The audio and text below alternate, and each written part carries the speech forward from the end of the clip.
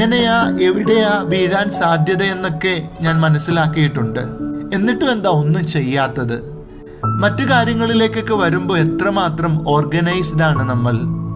ആത്മീയ ജീവിതത്തിന്റെ കാര്യത്തിൽ ഒരുക്കമില്ല, ജാഗ്രതയില്ല, കാത്തിരിപ്പുമില്ല.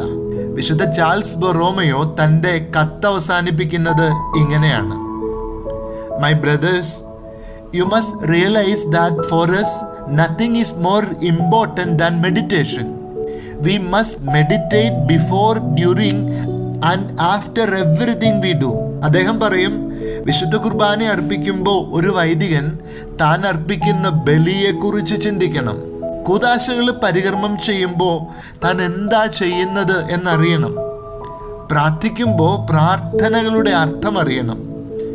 ആരെങ്കിലുമൊക്കെ സഹായിക്കുമ്പോൾ ഈശോയുടെ തിരുരക്തത്താൽ കഴുകി വെടിപ്പാക്കപ്പെട്ടവരെയാണ് സഹായിക്കുന്നത് എന്ന